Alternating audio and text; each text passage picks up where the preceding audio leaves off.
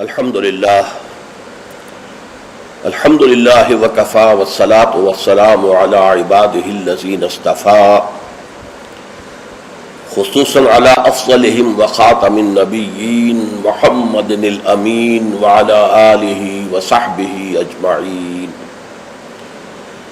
اما بعد فقد قال اللہ تبارک وتعالی کما ورد فی آخر سورة الجمعہ: اعوذ باللہ من الشیطان الرجیم بسم اللہ الرحمن الرحیم. یا ایہا الذین آمنوا اذا نودی للصلاة من یوم الجمعة فاسعوا الى ذکر اللہ وذروا البیع ذالکم خیر لکم ان کنتم تعلمون. فَإِذَا قُضِيَتِ الصَّلَاةُ فَانتَشِرُوا فِي الْأَرْضِ وَابْتَغُوا مِنْ فَضْلِ اللَّهِ وَاذْكُرُوا اللَّهَ كَثِيرًا لَعَلَّكُمْ تُفْلِحُونَ. وَإِذَا رَأَوْا تِجَارَةً أَوْ لَهْوًا انفَضُّوا إِلَيْهَا وَتَرَكُوكَ قَائِمًا. قُلْ مَا عِندَ اللَّهِ خَيْرٌ مِّنَ اللَّهْوِ وَمِنَ التِّجَارَةِ وَاللَّهُ خَيْرُ الرَّازِقِينَ. صدق اللہ العظیم.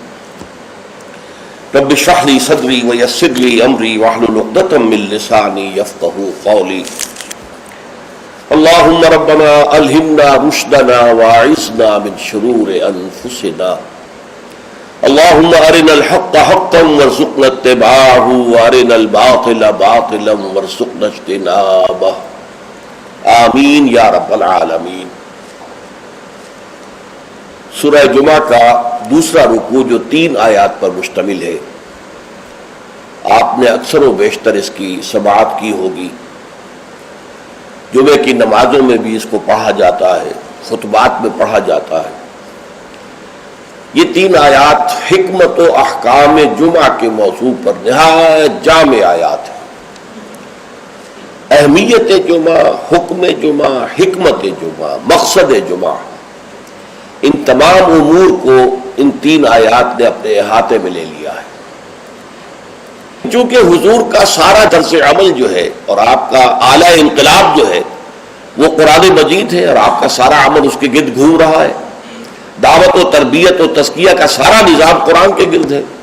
هو الذی بعث فی الامیین رسولا منہم یتلو علیہم آیاتہ ویزکیہم ویعلمہم الکتاب والحکمہ. لہذا اس کتاب ہی کی جب اسلامی کوئی ریاست یا نظام قائم ہو جائے تو اس کتاب کی تعلیم کو مسلسل امت میں جاری رکھنا، تاکہ وہ تعلیم جو ہے عام ہوتی رہے، پھیلتی رہے، اس کو تازہ کیا جاتا رہے، اس کے لیے نظام جمعہ تجویز کیا گیا. ہفتے وار اجتماع. اب اس کو نوٹ کر لیجئے کہ نہ تو وہاں پریس تھا کہ کتابیں ہوں، رسالے ہوں، اخبار ہوں، نہ وہاں ریڈیو، نہ وہاں ٹیلی ویژن، نہ وہاں اسکول، نہ وہاں کالج، نہ یونیورسٹیاں. تو تعلیم کا نظام کیا تھا؟ اچھا، تعلیم ایک تو ہوتی ہے بچوں کی تعلیم، اس کا تو بہت آسان کام ہوتا ہے. لیکن تعلیم بالغہ، انقلاب جو ہے وہ در حقیقت زیادہ تعلیم بالغہ پر زور دیتا ہے. ایک جو بھی انقلابی جو رہنما ہے، لیڈر ہے، وہ سب سے پہلے اپنے زمانے کے ایڈلٹس کو مخاطب کرتا ہے، ان کو تعلیم دیتا ہے، ان کے ذہنوں کا تزکیہ کرتا ہے، ان کے ذہنوں میں اپنا انقلابی فکر بٹھاتا ہے، جاگزی کرتا ہے. پھر ان میں سے جو موٹیویٹ ہو جاتے ہیں اور جو رسپونڈ کرتے ہیں ان کو جمع کرتا ہے، منظم کرتا ہے، طاقت بناتا ہے. بچوں کی تعلیم کا اس میں دخل نہیں ہوتا. وہ تو جب نظام بن جائے گا، اسلامی نظام آ جائے گا، تو پھر اس نظام کے تحت بالکل نیا نظام تعلیم ہوگا. بچوں کی تعلیم ابتدا سے اس طریقے پر ہوگی کہ اس سے ان کے اندر اسلام اور ایمان کے جو جذبات ہیں وہ پیدا ہو، جہاد فی سبیل اللہ کا ذوق و شوق پیدا ہو. لیکن یہ کہ سب سے پہلے جو انقلاب برپا کرنا ہے، تو بچے تو انقلاب نہیں لایا کرتے، انقلاب تو ایڈلٹس لاتے ہیں. تو ان ایڈلٹس کو مخاطب کرنا اور ان کی تعلیم، ان کا ذہن بنانا، ان کے اندر اس انقلابی فکر کو ان کے ذہنوں میں، دلوں میں اتار دینا، جاگزی کر دینا، یہ ہے وہ مقصد کہ جو نظام جمعہ کے ذریعے سے امت میں اس کو ایک دوام دے دیا گیا. جمعے کا ممبر جو ہے اسے ممبر رسول کہتے ہیں. ممبر رسول پر جو کھڑا ہوتا ہے وہ نائب رسول ہے. وہ نائب رسول وہی کام کرے جو حضور کرتے تھے، یتلو علیہم آیاتہ ویزکیہم ویعلمہم الکتاب والحکمہ. یہ کام امت کے اندر جاری و ساری ہو جائے، اس کا تسلسل ہو، اس کا دوام ہو، اس کے لیے جمعہ کی فرضیت کی گئی.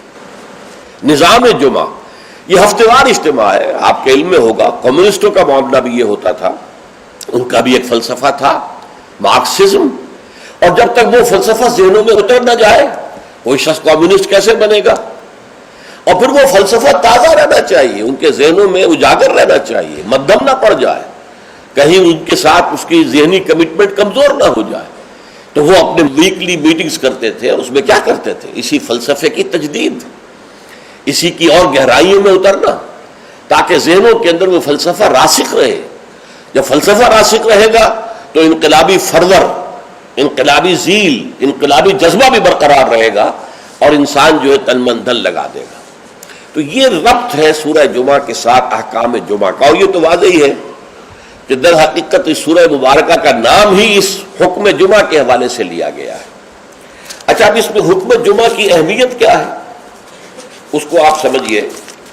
میں چند احادیث آپ کو سنا رہا ہوں. ترمذی شریف کی روایت ہے، من ترک الجمعۃ ثلاث مرات تہاونا طبع اللہ علی قلبہ، جس شخص نے 3 جمعے چھوڑ دیے کسل کی وجہ سے، یعنی کوئی اور عذر نہیں ہے، بیماری نہیں تھی، مسافر نہیں تھا، کوئی نہیں عذر، تہاونا، بس وہ اس کی اہمیت کو نہ سمجھتے ہوئے، اس کو کہتے ہیں ہون، جو آسانی سی بات ہو، بس کوئی اہمیت نہ ہو جس کی، تو تہاونا طبع اللہ علی قلبی، اللہ تعالیٰ اس کے دل پر مہر کر دے. اور یہ مہر کر دینا وہ بدترین سزا ہے جو بدترین کافروں کو دنیا میں دی جاتی ہے. ختم اللہ علی قلوبہم طبع اللہ علی قلوبہم، یہ بدترین کافروں کی سزا ہے. جو مسلمان جمعے کی اہمیت کو نظر انداز کرتے ہوئے بغیر کسی عذر کے اگر وہ جمعہ چھوڑ دے گا 3 جمعے، تو اس کے دل پر مہر ہو جائے گی. من ترک ثلاث جمع تہاونا بہا طبع اللہ علی قلبہ، پہلی روایت ترمذی کی تھی، یہ ابو داؤد اور نسائی کی ہے.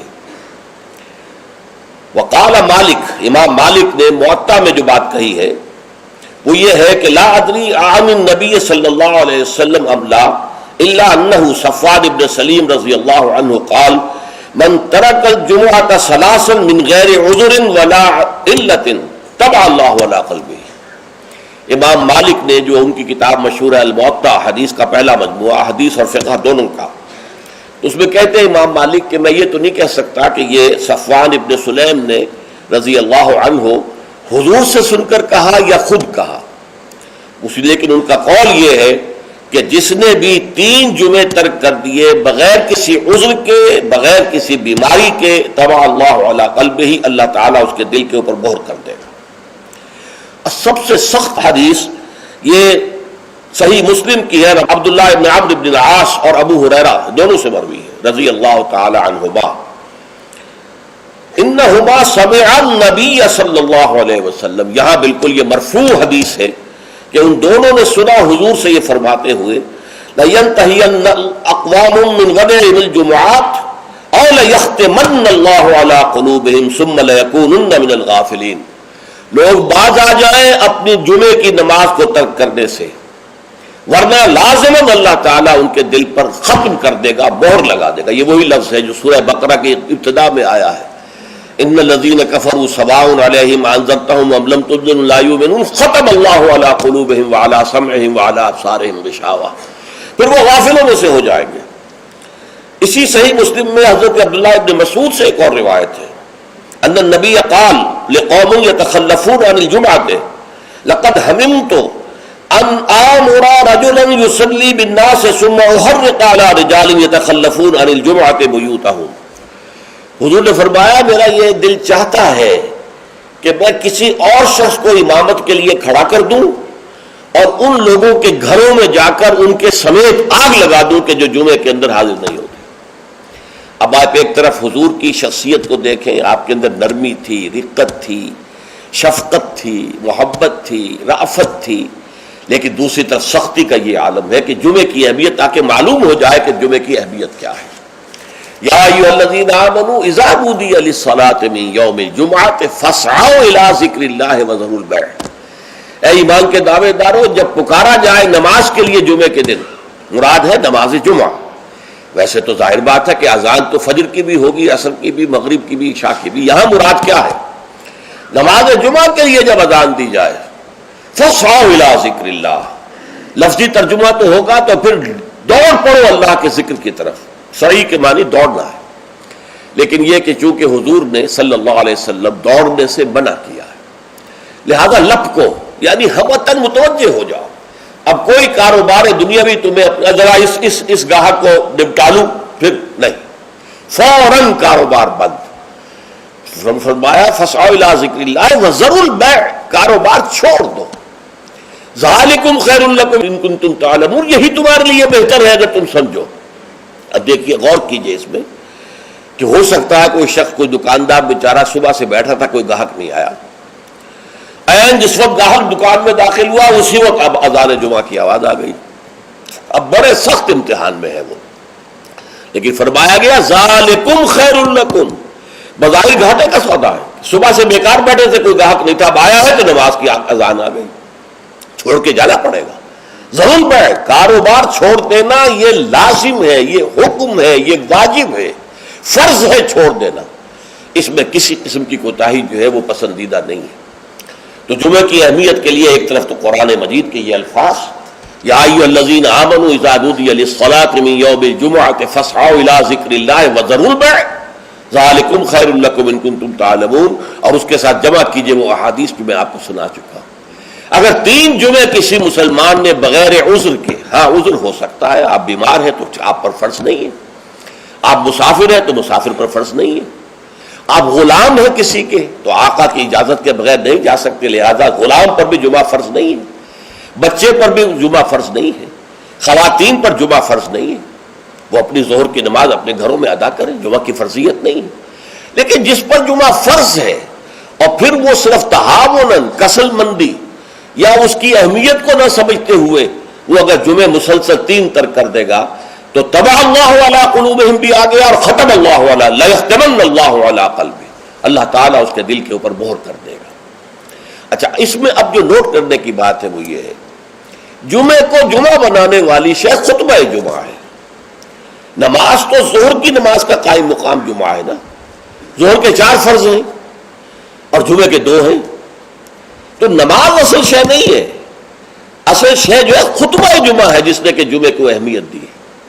اس لیے کہ خطبے میں تعلیم ہوتی ہے، تلقین ہوتی ہے، جسے میں نے کہا اصل جو مقصد ہے، یہ ہفتے وار اجتماع ہے، اس ہفتے وار اجتماع میں تازہ کرنا ہے اپنے نظریے کو، اپنے خیالات کو، اپنے نظریات کو، اپنے عقائد کو تازہ کرنا ہے، اسے پانی دینا ہے، سینچنا ہے، اور یہ کام در حقیقت خطبے کا ہے۔ ویسے یہ کہ تاریخی اعتبار سے جان لیجئے کہ اسلام جو ہے، شروع سے اسلام ہے، حضرت آدم سے لے کر حضور تک اور آج تک اصل دین جو ہے وہ اسلام ہے، ان الدین عند اللہ الاسلام۔ یہ تو اسلام کے ایڈیشنز ہیں کہ ایک خاص احکام جو حضرت موسیٰ کو دیے گئے تو وہ اس وقت کے لوگوں کے لیے وہ لازم تھے، پھر وہ احکام جو ہے شریعت محمدی کی شکل میں آئے ہیں صلی اللہ علیہ وسلم، تو ہم پر وہ واجب ہے، لازم ہے۔ لیکن یہ کہ یہ نظام جو ہے رہا ہے ان تمام مذاہب میں کہ ہفتے کے ایک دن کو فارغ کیا جائے اللہ کی یاد کے لیے۔ چنانچہ یہ حکم جمعہ ہی تھا کہ جو دیا گیا تھا امت موسوی کو علی نبی صلاۃ والسلام، جمعے کا دن تھا، ہمیشہ سے جمعے ہی کا دن جو ہے وہ در حقیقت مقدس دن ہے، اور جمعے ہی کا دن ہے کہ جو ابتدائے آفرینش سے چلا آ رہا ہے اس کام کے لیے۔ لیکن یہودیوں نے اپنی جو بھی شر پسندی تھی ان کے اندر، ان کے مزاج میں جو بغاوت تھی، ان کا جمعے کو چھوڑو جی ہفتہ کرو، تو اللہ تعالیٰ نے بھی پھر ہفتہ ہی ان پر فرض کر دیا۔ اور ان کے ہاں یہ ہفتہ اتنا سخت تھا، جمعے کی مغرب کی نماز کے بعد سے لے کر اگلے ہفتے کی مغرب تک 24 گھنٹے کوئی کاروبار دنیاوی مطلقاً حرام تھا۔ آج بھی امریکہ کے اندر جو لوگ رہتے ہیں، جو کہ پریکٹسنگ جیوز ہیں، جن کے وہ لمبے لمبے بال ہوتے ہیں، ادھر زلفیں ہوتی ہیں، اور انہوں نے لمبے لمبے کوٹ سے رنگ کے پہنے ہوتے ہیں، اور فیلٹ ہیٹ ہوتا ہے ان کا خاص طرز کا سیاہ رنگ کا، یہ جو پریکٹسنگ یہودی ہیں، آرتھوڈاکس یہودی ان کو کہتے ہیں، یہ جمعے کی شام سے اپنے ٹیلی فون کنیکشن بند کر دیتے ہیں، کوئی گفتگو نہیں، ان کے تمام دفاتر بند، گھروں پر بھی کوئی ٹیلی فون نہیں دیں گے، وہ سب بند، اور اس کے بعد ان کا پورا دن گزرتا ہے۔ لیکن وہاں فرق یہ ہے کہ وہاں کوئی جماعت کا اہتمام نہیں تھا، اپنے اپنے طور پر اللہ کو یاد کرو، تورات پڑھتے رہو، جو بھی ان کی ہر شکل تھی نماز کی اس میں وقت گزارو، دنیاوی کاروبار جو ہے وہ کوئی نہیں ہوگا۔ اس کے بعد عیسائیوں کا معاملہ آیا، انہوں نے بھی انہوں نے ایک اور آگے قدم بڑھایا اور ہفتے کو ترک کر کے اپنے آپ کو یہود سے ممیز کرنے کے لیے اتوار قرار دے لیا۔ اتوار کی صبح کو ان کا ایک خاص عبادت کا دن ہے، اور اس میں واقعہ یہ ہے کہ جو بھی وہ پریکٹسنگ یا کوئی تھوڑا بہت مذہبی مزاج رکھنے والے عیسائی ہیں، وہ اتوار کے روز نہا دھو کر کپڑے بدل کر اچھے انداز میں اپنی فیملیز کے ساتھ بچوں کو ساتھ لے کر وہ چرچ جاتے ہیں، وہاں ان کی جو بھی نماز ہے وہ نماز پڑھتے ہیں، ان کا جو بھی پادری ہے وہ خطبہ دیتا ہے، سربند ہوتا ہے، تو یہ ان کے لیے اتوار کا دن تھا۔ اس کے بعد جب یہ دونوں تہذیبیں جمع ہو گئی، یہودی جو ہے انہوں نے گویا کہ غلبہ حاصل کر لیا عیسائیوں پر، تو اب انہوں نے ویکینڈ کر لیا، سیٹرڈے اور سنڈے بوتھ، تاکہ دونوں کے دونوں کور ہو جائیں، یہودیوں کا معاملہ بھی آ گیا، عیسائیوں کا بھی آ گیا۔ حضور صلی اللہ علیہ وسلم کی امت کے لیے دو کام کیے گئے، ایک تو گویا کہ منفی ہوگا، ایک مثبت ہوگا۔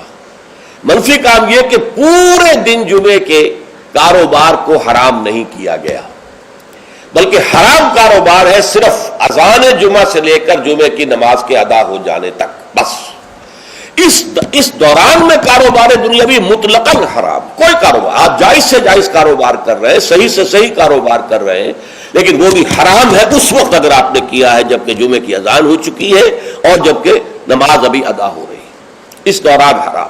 لیکن باقی دن کے اندر حرمت نہیں رکھی ہے، البتہ میں ابھی آپ کو بتاؤں گا۔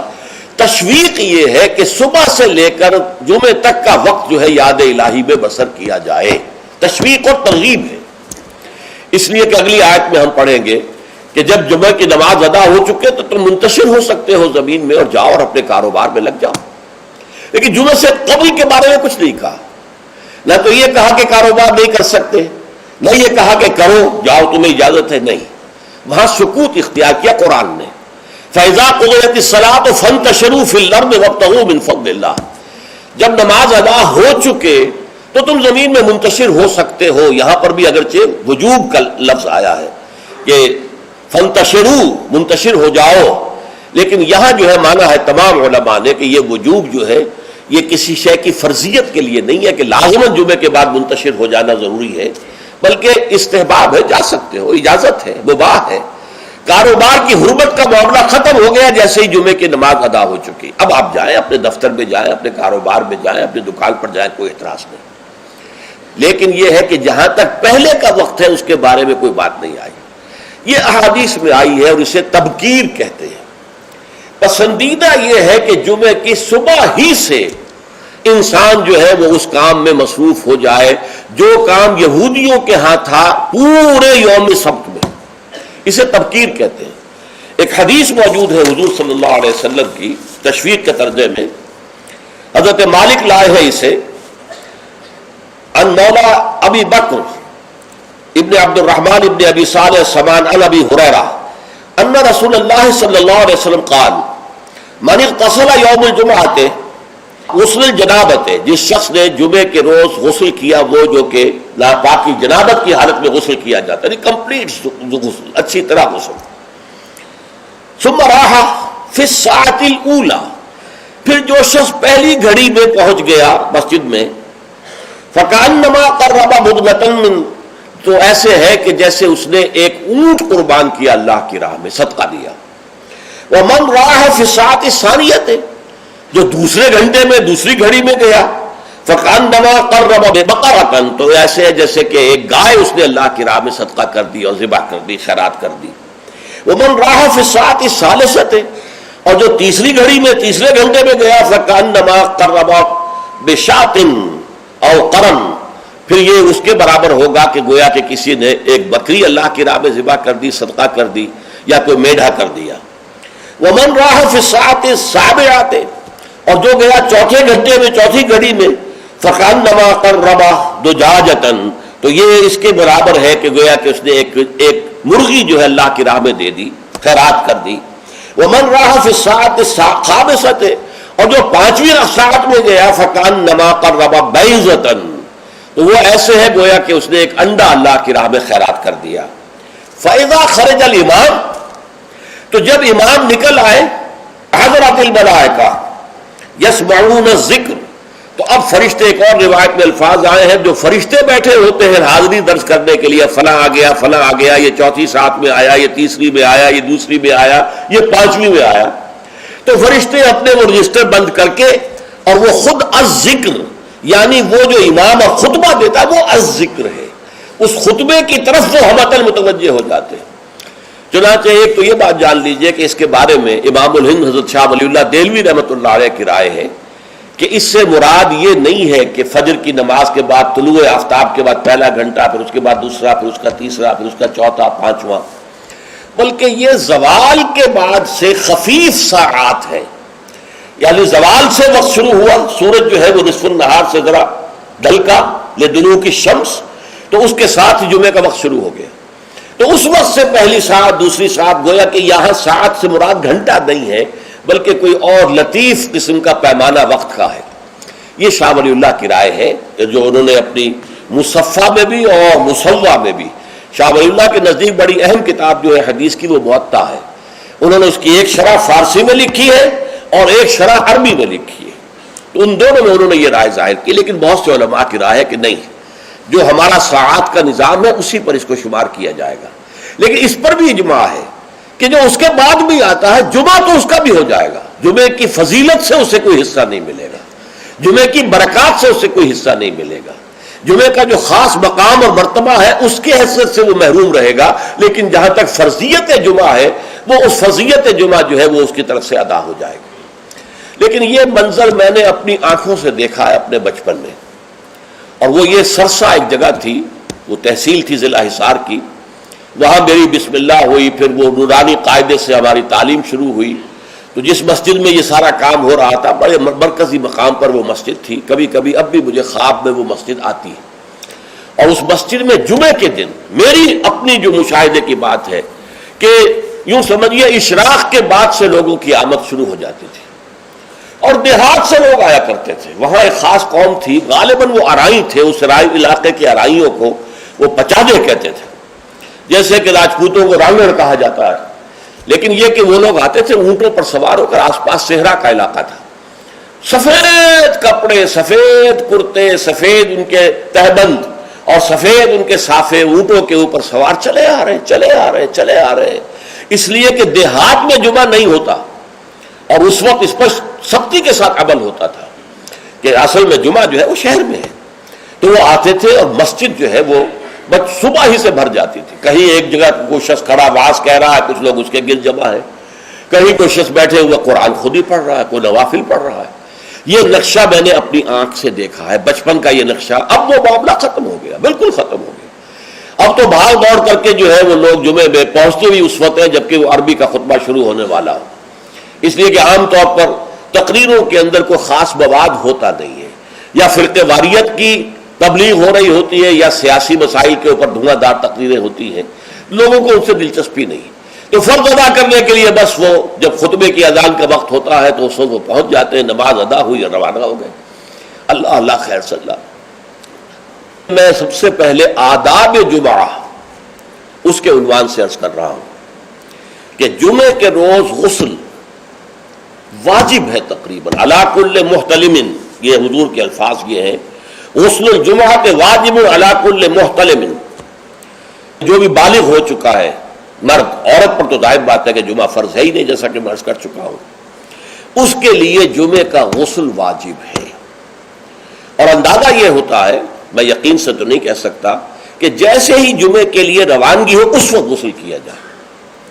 پھر حضور نے یہ بھی فرمایا ہے کہ اچھے کپڑے پہن کر جاؤ، دھلے ہوئے کپڑے پہن کر جاؤ۔ آپ نے فرمایا کہ کیا تم میں سے کسی شخص کے لیے یہ ممکن نہیں ہے کہ اپنے جو محنت کے کپڑے ہوتے ہیں، محنت یعنی جبکہ مشقت کرتا ہے، ایک لوہار بیٹھا ہوا ہے اور وہ بھٹی کے سامنے بیٹھ کر کام کر رہا ہے، پسینے آئیں گے اسے، کپڑوں میں بدبو ہو جائے گی پسینے کی، پھر اس کے اوپر سیاہ داغ پڑے ہوں گے، میلے ہوں گے. تو یہ اس کا لباس ہے محنت کا. یا کوئی کاریگر ہے مکان کی تعمیر میں لگا ہوا ہے، ظاہر بات ہے جب وہ یہ کام کر رہا ہے گارے کے دھبے ہوں گے، کچھ اور ہوگا. تو حضور نے فرمایا کیا ممکن نہیں ہے تم میں سے کسی کے لیے کہ ایک علیحدہ سے جوڑا جمعے کے لیے رکھ لو، وہ جمعے ہی کی صرف استعمال کیا کرو. وہ تمہارے محنت کے کپڑے نہ ہوں کہ جن میں تم محنت اور مشقت کرتے ہو، بلکہ وہ علیحدہ سے ایک جوڑا ہو، اس کو فراہم کر کے رکھ لو. پھر یہ بھی فرمایا گیا کہ تیل لگاؤ، بالوں کے اندر تیل لگاؤ، دہن. اور یہ بھی فرمایا گیا کہ کوئی خوشبو ہے تو خوشبو لگاؤ. وہ سب کس لیے کہ جو ماحول ہو جمعے کا وہ معطر ماحول ہو، ایسا نہ ہو کہ پسینوں کی بدبوؤں کی وجہ سے طبیعت منغص ہو رہی ہو لوگوں کی، نہیں، بلکہ یہ کہ بڑا خوشگوار ماحول ہو، خوشبو ہو اس کے اندر، اور یہ کہ کپڑے اچھے پہن کر لوگ بیٹھے ہوئے ہوں. بلکہ اسے کہا گیا الجمعۃ عید المسلمین، یہ ہفت روزہ عید ہے در حقیقت. یہ مسلمانوں کو عید کی طرح اسے جو ہے وہ منانا چاہیے، سیلیبریٹ کرنا چاہیے. جیسے عید کو آپ کپڑے جو ہے غسل کرتے ہیں، صبح کپڑے بدلتے ہیں، خوشبو لگاتے ہیں، پھر جاتے ہیں مسجد کو، عیدگاہ کو، ایسے ہی معاملہ ہونا چاہیے جمعے کا. یہ عید المسلمین ہے، یہ گویا کہ ہفتے وار عید ہے مسلمانوں کی. پھر اسی میں ایک آداب میں سے یہ ہے کہ جب تم مسجد میں جاؤ تو لوگوں کو پھلانگتے ہوئے اگلی صفوں میں نہ جاؤ، بلکہ عام جو ہے ہدایت ہے وہ یہ ہے کہ بھئی پہلے اپنی صف اگلی لوگ پوری کر لے، پھر دوسری میں بیٹھے، پھر تیسری میں بیٹھے، تاکہ لوگوں کو ضرورت ہی محسوس نہ ہو. جب وہ دیکھتے ہیں کہ اگلی صف میں جگہ خالی ہے تو پھر وہ لوگوں پہ پھلانگتے ہوئے جاتے ہیں. لیکن ہر صورت پھلانگتے ہوئے یا لوگوں کو علیحدہ کر کے پھر اپنے لیے جگہ بنانا، یہ جو ہے اس سے منع کیا گیا ہے. خاموشی سے جہاں جگہ تمہیں مل رہی ہے بیٹھ جاؤ. اور پھر اسی میں سے انصات ہے، خاموش رہو، گفتگو نہ ہو. یہاں تک کہ حضرت ابو ہریرہ سے یہ روایت ہے ترمذی اور نسائی اور دوسری کتابوں کے اندر، ان رسول اللہ صلی اللہ علیہ وسلم قال اذا قلت لصاحبك یوم الجمعۃ انصت والامام یخطب فقط لغوت. دو آدمی گفتگو کر رہے، آپ تیسرے آدمی ہیں، آپ سن رہے، آپ ان سے کہتے ہیں خاموش ہو جاؤ، تو تم نے بھی لغو کام کیا. انہیں منع کرنے کے لیے بولنا بھی پسندیدہ نہیں ہے، خاموش رہو، اشارے سے کہہ دو. لیکن تم نے اگر آواز نکالی جبکہ امام خطبہ دے رہا ہے، امام کے خطبے کی طرف ساری توجہ، اس جمعے کی ساری حیثیت جو ہے وہ اسی خطبے کی وجہ سے. لہذا اس میں آپس میں گفتگویں کرنا، اس طرح کی چیزیں جو ہے وہ بالکل غلط ہیں، آداب جمعہ کے منافی ہیں. جس کی انتہا یہ ہے کہ اگر وہ آپس میں دو گفتگو کر رہے ہیں اور آپ انہیں روکنے کے لیے بھی زبان کھولیں، انصت، خاموش ہو جاؤ، تو یہ بھی فقط لغو تھا، تم نے بھی ایک لغو حرکت کی ہے. بلکہ اشارے کنایت سے کہہ دیا جائے کہ زبان نہ کھولی جائے. پھر اس میں حضور کیا کرتے تھے، خطبے میں کیا کرتے تھے؟ یہ روایت جو ہے مسلم شریف کی ہے، جابر بن سمرہ رضی اللہ تعالی عنہ فرماتے ہیں کانت للنبی خطبتان، حضور کے دو خطبے ہوتے تھے، یجلس بینہما، ان دونوں کے درمیان آپ ذرا تھوڑی دیر کے لیے بیٹھتے تھے، جیسے کہ آپ کو معلوم ہے تمام امام جو ہے وہ یہی کرتے ہیں آج. یقرأ القرآن و یذکر الناس، اور جمعے میں کرتے کیا تھے؟ قرآن پڑھتے تھے اور لوگوں کو نصیحت کرتے تھے، یاد دہانی کرتے تھے. اب اس میں ایک بات تو سامنے آ گئی، دو خطبے ہوتے تھے. حالانکہ ہمیں معلوم ہے، تیقن کے ساتھ معلوم ہے، حضور لمبے خطبے کبھی نہیں دیتے تھے، لمبی تقریر کبھی نہیں کرتے تھے. آپ کی تقریر بالکل مختصر ہوتی تھی. یوں سمجھیے کہ جو ما قل و کفا خیر مما کثر و الہا، کم ہے لیکن وہ کفایت کر جائے. تو بڑی لمبی چوڑی تقریریں جو ہے اس کی وہاں. اب اس میں فائدہ کیا تھا؟ عربی زبان قرآن کی، عربی زبان حضور کی، عربی زبان آپ کے سامعین کی. لہذا اب بات صرف یہ رہ گئی کہ از دل خیزد بر دل ویزد، دل سے نکلے دل پر اتر جائے. ہمارا مسئلہ مختلف ہے، ہم عربی نہیں جانتے، خطبہ عربی میں ہے. اب خطبہ تو سمجھ میں لوگوں کے کچھ آتا ہی نہیں، خطبہ کے ذریعے تو جو مقصد خطبہ ہے وہ حاصل نہیں ہوتا. لہذا وہ تقریر کرتے ہیں، پہلے وعظ کرتے ہیں، اس میں بھی آپ پہلے کچھ قرآن پڑھیں گے تو ترجمہ کریں گے، وضاحت کریں گے، تب ان لوگوں کی سمجھ آئے گا. لیکن حضور کا معاملہ کیا تھا؟ وہ یہ کہ کان للنبی صلی اللہ علیہ وسلم خطبتان یجلس بینہما. اچھا، اس سے میں یہ سمجھتا ہوں، واللہ عالم، میرا گمان ہے کہ اس سے در حقیقت اشارہ اس طرف ہے کہ یہ خطبہ در حقیقت 2 رکعتوں کے قائم مقام ہے. ظہر کی رکعتیں 4 اور جمعے کی رہ گئی 2 رکعتوں کے قائم مقام 2 خطبے. ورنہ نہ تو حضور معاذ اللہ اتنے کمزور تھے کہ چند منٹ کھڑے ہونے کے بعد آپ کو استراحت کی اور بیٹھنے کی اور آرام کرنے کی جو ہے ضرورت ہوتی، نہ آپ کے خطبے اتنے طویل ہی ہوتے تھے. لہٰذا یہ گویا کہ علامتی ہے، اس بات کے لیے ایک علامتی اہمیت رکھنے والی بات ہے کہ یہ دو خطبے در حقیقت 2 رکعت نماز کے قائم مقام.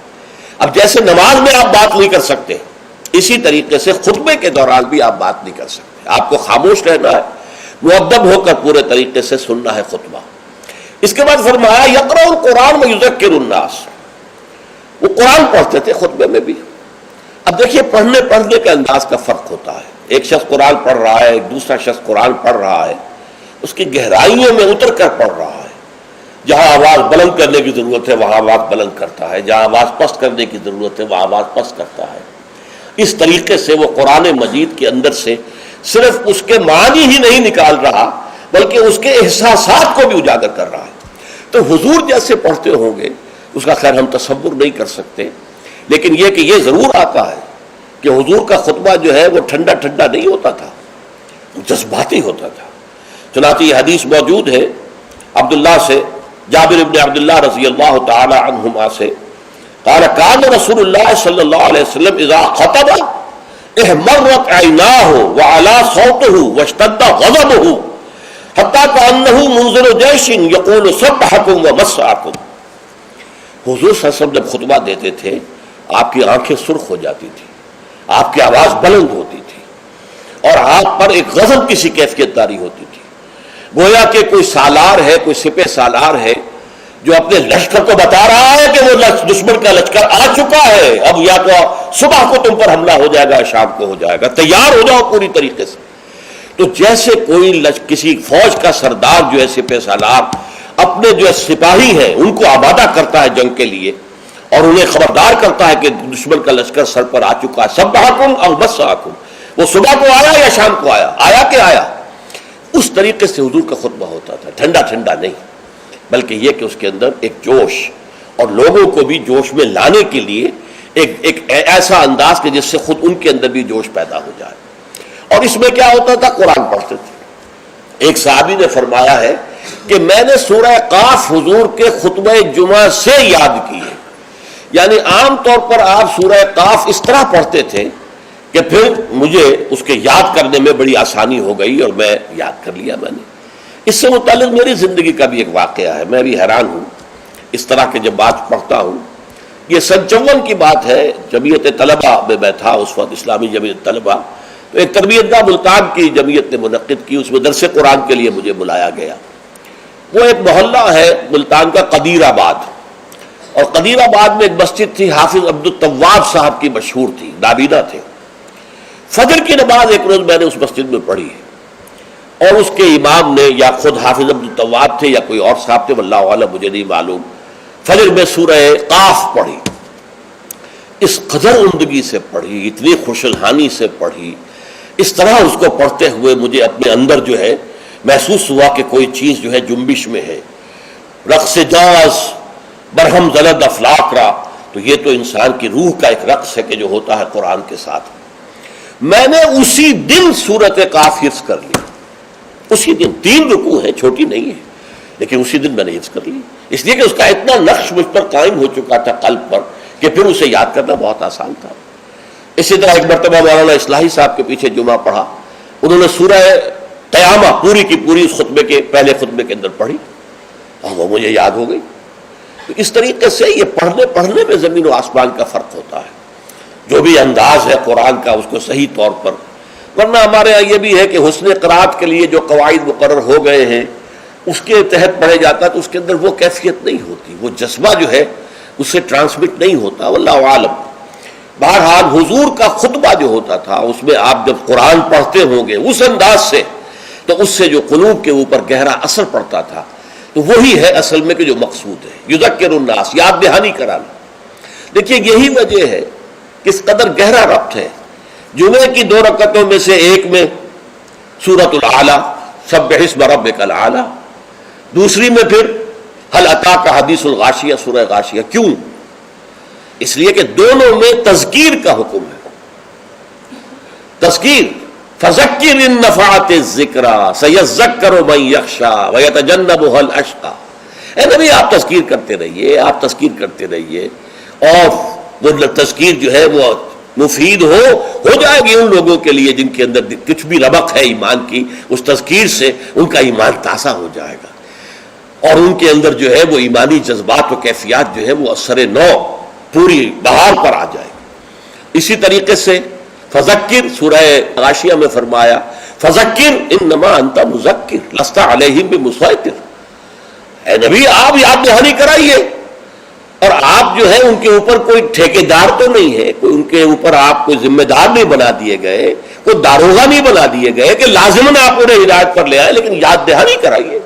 شاید ان کے دل کے اندر سوئی ہوئی روح جو ہے وہ بیدار ہو جائے، اور وہ روح جو ہے وہ رقص میں آ جائے قرآن مجید کو سن کر.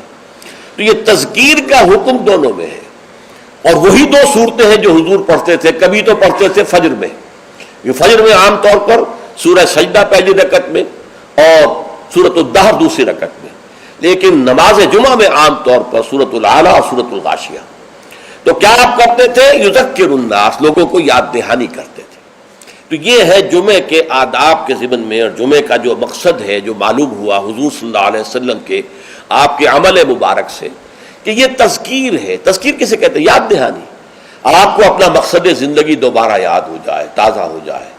ہمارے لیے مقصود اللہ کی رضا ہے، دنیا کی کوئی شے مقصود نہیں ہے، مطلوب نہیں ہے. دنیا بس ضرورت کی شے ہے، برتنے کی شے ہے. زندگی اور جان کا رشتہ قائم رکھنے کے لیے جو ضروری ہے وہ ہمیں حاصل کرنا ہے، لیکن یہ کہ اس سے زیادہ نہیں. مطلوب لا مطلوب الا اللہ، لا مقصود الا اللہ، لا محبوب الا اللہ. مطلوب و مقصود و محبوب حقیقی اللہ کے سوا کوئی. پھر یہ کہ ہمارا فرض ہے اللہ کے لیے جہاد کرنا، جانے دینا، اپنا مال خرچ کرنا، اس کی صلاحیت جو ہے پیدا کرنا اپنے اندر، یہ ہمارے اوپر فرض ہے، لازم ہے. یہ دونوں چیزیں تازہ ہوتی رہیں. اگر کہیں کوئی گردہ غبار آ گیا ہے ماحول کے اثرات سے، یہ دھندلا سا گیا ہے اگر آئینہ دل، تو اسے پھر صاف اور شفاف کر دیجئے جمعے کے خطبے کے ذریعے سے. تو یہ گویا کہ وہ اسلامی انقلابی جماعت جس کو حزب اللہ کہا گیا قرآن مجید میں، تو یہ حزب اللہ کا ہفتے وار اجتماع ہے.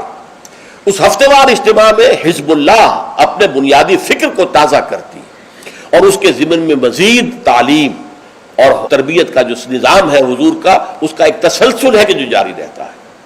اچھا، اب یہاں فرمایا فَإِذَا قُضِيَتِ الصَّلَاةُ فَانتَشِرُوا فِي الْأَرْضِ. اب اس سے بھی ایک لطیفہ ہے میری زندگی کا بڑا عجیب. میں جب بلڈمری میں تھا، ساہیوال جو کہلاتا ہے، تو وہاں ہمارے محلے ہی میں رہتے تھے ایک صاحب جو بڑے کٹر پرویزی تھے. اور پرویز صاحب کا موقف یہ ہے کہ صلاۃ کے معنی ہے معاشرہ قائم کرو، اسلامی معاشرہ. یہ نماز کو انہوں نے خامخواہ صلاۃ کہہ دیا ہے.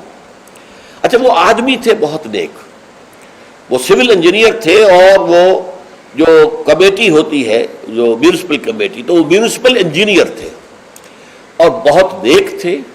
اور شہرا تھا ان کا کہ وہ بہت ہی یعنی رشوت وغیرہ سے بالکل بری ہے. تو میرے دل میں بھی ان کی عزت تھی، لیکن یہ کہ بہرحال اختلاف تھا کہ وہ پرویزی تھے. ایک دفعہ گفتگو ہو رہی تھی تو انہوں نے بڑے چیلنجنگ انداز میں مجھ سے کہا، اچھا مجھے کوئی ایک آیت قرآن کی بتا دو کہ جس میں صلاۃ کا ترجمہ معاشرہ نہ کیا جا سکے.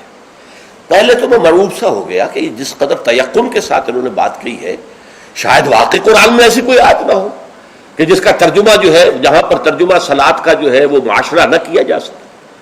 لیکن بجلی سے کون دی اللہ کی طرف سے میرے دماغ میں، اور یہ آیت سامنے آ گئی فَإِذَا قُضِيَتِ الصَّلَاةُ فَانتَشِرُوا فِي الْأَرْضِ.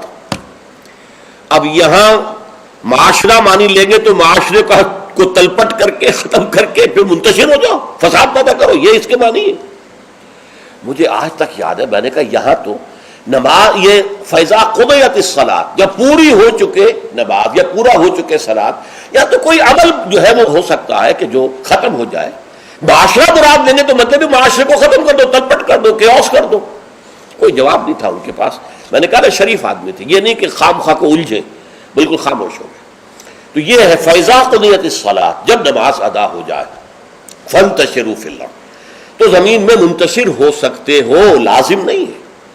بہت سے نیک مسلمانوں کو میں نے دیکھا ہے جمعے کے بعد سے عصر تک بیٹھے رہتے ہیں مسجد کے اندر اللہ کی یاد میں. تو یہ نہیں ہے کہ حکم ہے وہ حکم کی خلاف ورزی کر رہے، نہیں. ہاں جا سکتے ہو، اگر جاؤ، تمہارا کاروبار ہے، تمہاری دکان ہے، کوئی تمہارا دفتر ہے، اس میں جانا ہے جاؤ. فانتشروا فی الارض وابتغوا من فضل اللہ، اللہ کا فضل تلاش کرو. اب یہاں یہ بہت اہم مقام ہے کہ مراد ہے رزق، لیکن رزق کو اللہ کا فضل قرار دیا جا رہا ہے.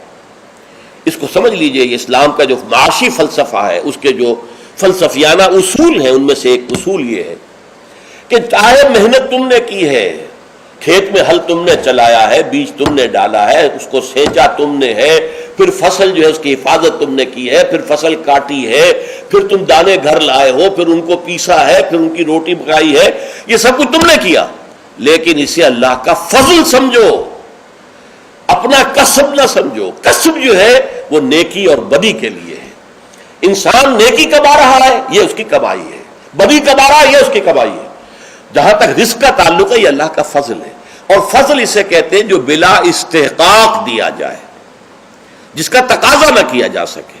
جس کی مثال سادہ سی میں دیا کرتا ہوں کہ آپ نے کسی مزدور کو رکھا ہے، 8 گھنٹے اس نے کام کرنا ہے، آپ نے فرض کیجئے 100 روپے مقرر کیے ہیں اس کی مزدوری. دن بھر آپ نے دیکھا کہ ایک مزدور بڑی محنت سے کام کرتا، دل لگا کے کام کیا اس نے، چاہے کوئی دیکھ رہا ہو چاہے نہ دیکھ رہا ہو. ایک تو ہوتے ہیں وہ کوئی دیکھ رہا ہے تو کام میں لگ گئے، کوئی نہیں دیکھ رہا ہے تو بیٹھ گئے. نہیں، اس نے بڑی جی لگا کے کام کیا ہے. تو شام کو آپ اسے 100 روپے بھی دیتے ہیں، 10 روپے اور دیتے ہیں. یہ 10 روپے فضل ہے، یہ وہ ڈیمانڈ نہیں کر سکتا. ڈیمانڈ تو 100 کر سکتا تھا، 100 طے ہوئے تھے، لیکن آپ نے اپنی طرف سے بغیر اس کے کسی قانونی استحقاق کے 10 روپے اسے دے دیے. یہ فضل ہے. اسی طریقے سے رزق جو بھی انسان کو ملتا ہے وہ فضل ہے اللہ کا، اسے اپنا کسب نہ سمجھو. جب تم سمجھو گے یہ اللہ کا فضل ہے تو پھر دیکھو گے اللہ اس کو کس طور سے خرچ کرنا چاہتا ہے، کروانا چاہتا ہے مجھ سے، کس کس کے حقوق اللہ نے اس میں رکھے. تو فَابْتَغُوا مِن فَضْلِ اللَّهِ وَاذْكُرُوا اللَّهَ كَثِيرًا، لیکن اس میں بھی اللہ کو کثرت کے ساتھ یاد کرو. یہ نہ ہو کہ مسجد میں تو اللہ کا ذکر ہوا، باہر نکل گیا تو بھول گئے. نہیں، بلکہ یہ کہ جو کام کر رہے ہو اس میں کام میں تمہارے ہاتھ مصروف ہو اور دل تمہارا جو ہے وہ اللہ کے ساتھ لگا ہوا ہو. جسے آپ کہتے ہیں پنجابی میں ہتھ کارول دل یارول. یہ ہے ذکر کثیر. اور ذکر کثیر کا سب سے بڑا ذریعہ کیا ہے کہ جو مسنون دعائیں ہیں حضور صلی اللہ علیہ وسلم سے، رات کو سونے لگے ہیں تو دعا ہے، صبح اٹھے ہیں تو دعا ہے، بیت الخلاء میں داخل ہو رہے ہیں تو دعا ہے، باہر نکلے ہیں تو دعا ہے. ظاہر بات ہے کوئی ایکسٹرا ٹائم تو آپ کا نہیں لگ رہا، وہ کام کر رہے ہیں آپ، لیکن ہر کام کے کرتے. شیشہ دیکھا ہے، آئینہ دعا ہے، کپڑے بدلے ہیں دعا ہے، گھر سے نکلے ہیں مسجد کے لیے دعا ہے، مسجد میں داخل ہوئے تو دعا ہے، مسجد کے اندر تو ذکر ہے ہی ہے سارا، باہر نکلے ہیں تو دعا ہے، بازار میں داخل ہو رہے ہیں تو دعا ہے، بازار سے واپس آ رہے ہیں تو دعا، ہر کام کے لیے دعا ہے. یہ دعا جو ہے یہ ذکر کثیر کا سب سے بڑا طریقہ ہے، ذریعہ ہے. اور اس کے اندر دوہری ہے بات کہ ایک تو آپ کا اللہ سے تعلق قائم ہو گیا کہ آپ نے دعا اللہ سے کی ہے، ایک آپ کا تعلق حضور کے ساتھ قائم ہو گیا کہ آپ نے الفاظ وہ استعمال کیے جو حضور کے الفاظ ہیں. تو گویا کہ دو نسبتیں تازہ ہو گئیں جب بھی آپ نے ایک مسنون دعا پڑھی ہے. تو دعا ادعیاء مسنونہ جو ہے در حقیقت وہ دوام ذکر کا سب سے بڑا ذریعہ ہے. اس کے لیے علیحدہ سے وقت نکال کر کوئی آسن بنا کر اور کوئی ضربے لگا کر اس کی ضرورت نہیں، بلکہ ہر کام کرتے ہوئے تو زندگی کے ہر کام کے ساتھ دعا ہے، اور وہ دعا مسنون جو حضور سے ثابت ہے. لہذا دو نسبتیں جو ہیں جس کو آپ کہتے ہیں ایک تیر میں دو شکار، اللہ سے دعا ہو گئی، اللہ سے تعلق قائم ہو گیا، اور الفاظ آپ نے وہ استعمال کیے جو محمد الرسول اللہ سے منقول ہے صلی اللہ علیہ وسلم، آپ کا تعلق حضور کے ساتھ قائم ہو گیا. وَاذْكُرُوا اللَّهَ كَثِيرًا لَعَلَّكُمْ تُفْلِحُونَ، تاکہ تم فلاح پاؤ. اب جو تیسری اور آخری آیت ہے وہ ایک خاص واقعے سے متعلق ہے. وَإِذَا رَأَوْا تِجَارَةً أَوْ لَهْوًا انفَضُّوا إِلَيْهَا. اے نبی ان لوگوں کا حال یہ ہے، ان لوگوں سے کیا مراد ہے اب یہاں معین نہیں ہے، لیکن کچھ لوگ جو بہرحال مسجد میں نماز جمعہ ادا کر رہے تھے، اِذَا رَأَوْا تِجَارَةً جب انہوں نے دیکھی کوئی تجارت، کوئی کاروبار، اور لہون یا کوئی کھیل تماشا، کہیں سے کسی مداری کی ڈگڈگی کی آواز آ گئی، تو اب یہ ہے کہ یہ آپ کو چھوڑ کے یہ ادھر متوجہ ہو گئے. انفضوا الیہا وترکوک قائما، اور آپ کو کھڑے ہوئے چھوڑ گئے. قل ما عند اللہ خیر من اللہو ومن التجارہ. بڑی شدید جو اس پر سرزنش آئی، ان سے کہہ دیجئے جو اللہ کے پاس ہے وہ تجارت سے بھی اور یہ دل لگی کے کاموں سے اور یہ تفریح کے کاموں سے سب سے بڑھ کر قیمتی شے ہے، اور اللہ تعالیٰ جو ہے وہ رزق دینے والا ہے۔ تو اس کا در حقیقت یوں سمجھ لیجئے کہ ایک تو عام طور پر یہ کہا گیا ہے کہ ابتداء میں جمعہ کا خطبہ بھی نماز کے بعد ہوتا تھا، جیسے عیدین کا جمعہ بھی آج کل ہوتا ہے۔ عیدین میں آپ کو معلوم ہے 2 رکعت نماز کے بعد جو ہے وہ خطبہ ہوتا ہے۔ تو ابتداء میں صورت یہ تھی کہ اسی طرح جمعے کا خطبہ تھا، تو کچھ لوگوں نے یہ سمجھا کہ جمعہ تو ادا ہو چکا، خطبے کی اہمیت ان کے سامنے نہیں تھی، اور صورتحال یہ تھی کہ سخت قحط پڑا ہوا تھا، اجناس کی کمی تھی بازار میں، گندم جو وغیرہ دکانیں خالی تھیں۔ اسی اسنا میں گھنٹیاں سی بجنے لگیں، اونٹ چلے آ رہے ہیں، معلوم ہوا کوئی قافلہ آ گیا ہے اجناس لے کر، شام سے گندم لے کر یا جو لے کر یا اور چیزیں لے کر کھانے پینے کی۔ تو ہم لوگوں کو فکر ہوئی جیسے کہ ہمیں ہو جاتی ہے، جلدی جائیں، پتہ نہیں سب لوگ خرید لیں اور ہم رہ جائیں، جو بھی مال آیا ہے، جو بھی اجناس آئی ہیں وہ ختم ہو جائے، ہم رہ جائیں۔ تو اس خوف سے لوگ جو ہیں حضور کو کھڑا ہوا، جبکہ ابھی آپ خطبہ دے رہے تھے، اور اگر واقعتاً وہ بات صحیح ہے کہ نماز ادا ہو چکی تھی تو خطبہ جو ہے وہ بات کی انہوں نے اضافی شے سمجھی، اس کی کوئی اہمیت نہ سمجھی، وہ چلے گئے۔ تو میں اسی روایت کو زیادہ صحیح سمجھتا ہوں کہ جمعہ جو ہے وہ ابتداء کے اندر جمعے کا خطبہ بھی نماز کے بعد ہوتا تھا، تو لوگ چلے گئے۔ انفضوا الیہا وترکوک قائما، میرے نزدیک یہ کہ اگر نماز ادا نہ ہوئی ہوتی تو مجھے گمان نہیں ہے کہ کوئی ایک شخص بھی وہاں سے نکلتا۔ اچھا، نکلنے والوں میں ظاہر بات ہے کہ سب سے پہلی فہرست پر تو منافقین ہوں گے، جن کے دلوں میں ایمان ہے ہی نہیں، یا ضعیف الایمان لوگ ہوں گے، یا کچھ غافل قسم کے ہوں گے جنہیں خطبے کی اہمیت کا علم نہیں تھا۔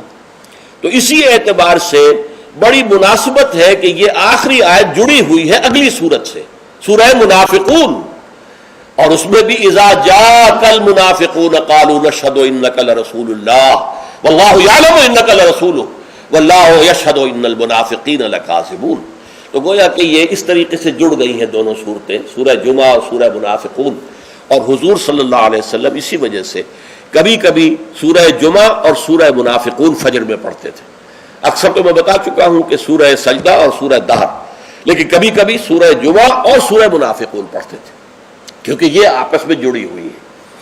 وَإِذَا رَأَوْا تِجَارَةً أَوْ لَهْوًا انفضوا إِلَيْهَا، اب یہاں پر لوگوں کی ہدایت کے لیے لہو کا لفظ بھی اضافہ کر دیا گیا۔ جو واقعہ میں نے بیان کیا اس میں صرف یہ کہ گندم یا کچھ اور جو ہے وہ اجناس جو ہے ان کی کمی تھی، اور اس وقت وہ قافلہ آ گیا تو بہت سے لوگ ادھر متوجہ ہو گئے، اور حضور کا جو خطبہ جاری تھا اس کی پرواہ نہیں کی۔ اس پر سرزنش کی گئی۔ اس سے اضافی فائدہ کیا ہوا کہ خطبے کی اہمیت واضح ہو گئی کہ نماز جمعہ تو ہے ہی خطبے کے لیے، ورنہ نماز تو تم ظہر کی پڑھتے ہو، 4 رکعتیں پڑھتے ہو، اور یہاں تم نے 2 رکعتیں پڑھی ہیں۔ اصل میں تو یہ خطبہ جو ہے وہی ہے در حقیقت جس کے ذریعے سے اپنے انقلابی فکر کو تازہ رکھنا ہے، اپنے انقلابی جذبے کو، جہاد اور قتال کے جذبے کو برقرار رکھنا ہے۔ یہ اس کے لیے ایک نظام تعلیم ہے، تعلیم بالغہ کا نظام۔ اب اگرچہ اس وقت صورت یہ ہے کہ نماز جمعہ کی اور خطبہ جمعہ کی وہ حیثیت الا ماشاء اللہ کہیں کہیں اگر ایسا ہو تو ہو کہ یہ مقصد پورا ہو رہا ہو، ورنہ حقیقت میں نہیں ہوتا۔ یا فرقے واریت کی بحثیں ہوتی ہیں، ایک دوسرے پر کفر کے فتوے لگتے ہیں، اور یا یہ کہ کچھ سیاسی مزاج کے جو ہے وہ سیاست پر گفتگو کرتے ہیں، تو یہ نہیں ہے۔ لیکن پھر بھی کھنڈر بتا رہے ہیں عمارت عظیم تھی۔ آج بھی مسلمان جس اہتمام کے ساتھ جمعے کے لیے جاتے ہیں، جتنی بڑی بڑی گیدرنگز ہوتی ہیں، کانگریگیشنز ہوتی ہیں، تو اس سے معلوم ہوا کہ محمد کا قائم کردہ یہ نظام صلی اللہ علیہ وسلم کس قدر محکم تھا، اور آج تک بھی بڑا پیارا یہ مصرع ہے، کھنڈر بتا رہے ہیں عمارت عظیم تھی۔ اگرچہ وہ اصل عمارت تو ختم ہوئی، رہ گئی رسم ازاں روح بلالی نہ رہی، فلسفہ رہ گیا تلقین غزالی نہ رہی، نماز و روزہ و قربانی و حج یہ سب باقی ہے، تو باقی نہیں ہے۔ اللہ کی روح جو ہے تقوی اللہ وہ ختم ہو چکی ہے۔ لیکن یہ ہے کہ پھر بھی یہ کھنڈر جو ہے یہ بھی بتا رہے ہیں کہ عمارت جب تھی قائم تو کتنی عظیم ہوگی، جبکہ اس کے ڈھانچے کے اندر اس کی روح بھی تھی، تذکیر، یاد دہانی، اسلام کے انقلابی جذبات کو تازہ کرنا، اپنے انقلابی فکر توحید کو تازہ کرنا۔ تو یہ گویا کہ حزب اللہ کا ہفتے وار اجتماع تھا۔ بارک اللہ لی ولکم فی القرآن العظیم ونفعنی وإیاکم بالآیات والذکر الحکیم۔